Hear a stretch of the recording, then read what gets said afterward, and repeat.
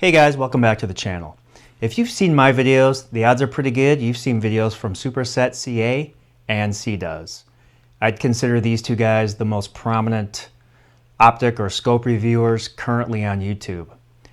The main reason their videos are so good is they get great footage actually looking through the optic. So in this video today, we're going to see if we can replicate what they do. Let's get into it.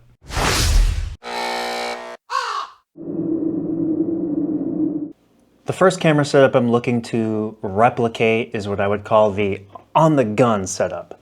So this appears to employ either a smartphone camera or an action camera, something small and lightweight, and it's basically just directly mounted to the gun in some fashion, right behind, the main viewing lens. What's cool about this is that you can still fire the weapon, with the camera setup on the gun. The other thing that's cool about it, and you really see this in Superset's videos, is you can obviously look and see the scope image, but then you can also see a lot of the periphery and background, mostly in focus as well. The second camera setup I'm looking to replicate is what I call the off-the-gun setup. Unlike the on-the-gun setup where a small, lightweight camera is actually placed in it, affixed to the weapon system, in the off-the-gun setup, the optic is mounted carefully in front of a really nice camera. So in my case, I would be putting a scope right up against the lens of my S5IIX. Now, I do believe CDoes employs this technique. He also uses the on-the-gun technique, but I believe he uses the off-the-gun technique when he's doing a lot of his kind of high-fidelity shots to allow the viewer to sort of gauge how good the glass is and what the reticle looks like and how it moves, especially if it's a first focal plane design. In hunting around to see or to find some tips on how to create this setup, I came across a video on YouTube from a channel called Media Division. Now this guy recreates kind of famous movie scenes shot for shot and kind of takes the viewer through all the technical aspects that were kind of required or had to be fulfilled to get the shot. In a particular video of his, he recreates the opening sniper scenes from the movie The Killer, starring Michael Fassbender as the main character and hitman. And in the opening scenes, he's patiently waiting his prey and looking through a high-powered scope. Now, as he discusses in his video, in the actual movie, they just used visual effects to create kind of the imperfections in the glass and also the actual reticle. But in his recreation, the Media Division guy wanted to look through an actual scope. So he did show the physical setup that they used to kind of place the scope right in front of the camera, and that's something I'm going to be looking to replicate. So the on-the-gun configuration should be pretty simple and straightforward.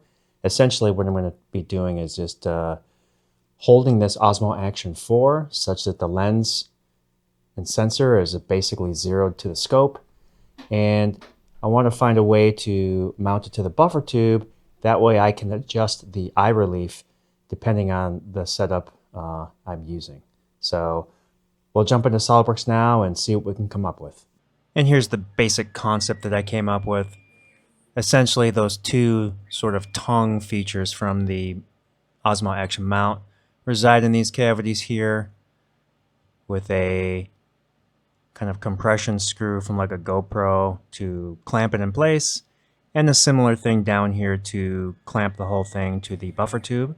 So we'll go ahead and get this 3D printed. We're going to print this in the TUF 2000, and this is going to take about 3.5 hours to print. So here are the on-the-gun fixtures I came up with here. Had to go through a few configurations. This first one I just totally whiffed on. This held it in decent position. A little fine tuning to reduce the thickness of the band so it could clamp together more easily.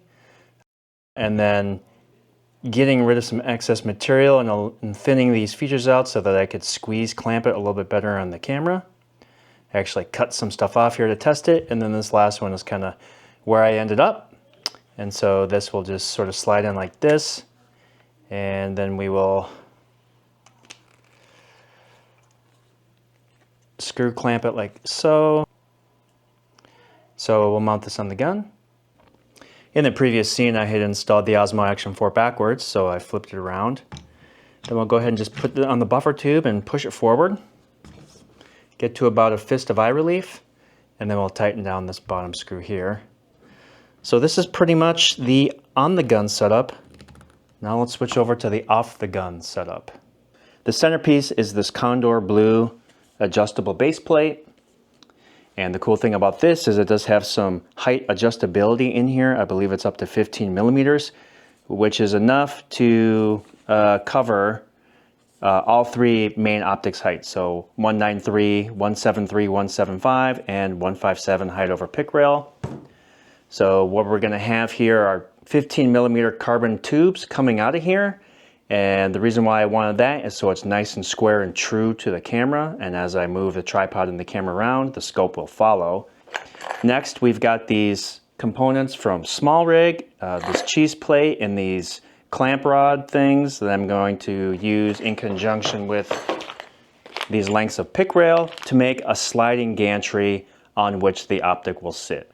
So we've assembled the rod clamps to the cheese plate, and really all I had to do was design and print out one custom part. This plate here is adapting to allow me to mount the section of pick rail to the cheese plate, and then I was also able to stand it off kind of a predetermined distance.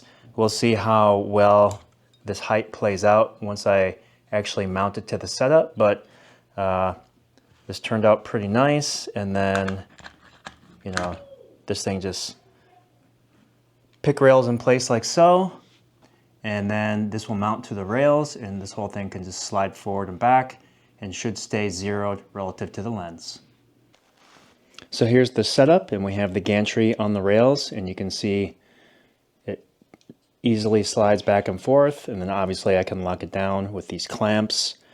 Obviously I can move the position of the mount along the pick rail as needed.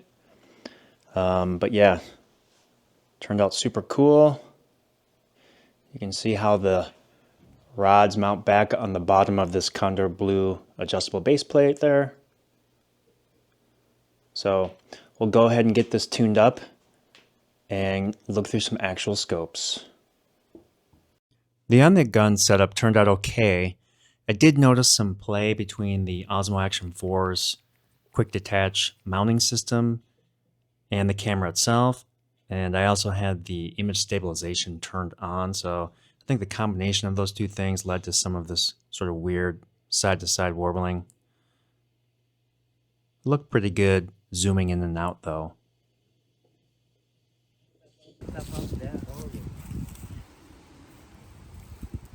Here we're looking through the TR-24 at 1x. That truck out there is 525 yards away. And we're going to dial into 4x here.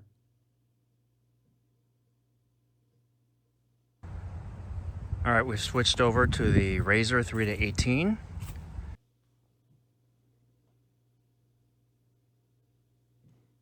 And we are looking through the Razor 3-18 by 50 at 3x. We're looking at that same truck at 525 yards away. We're going to bump up to 18x. Note how nice the reticle looks here. And it should be said that I don't recall properly focusing the camera, and I know I didn't adjust the diopter settings at all.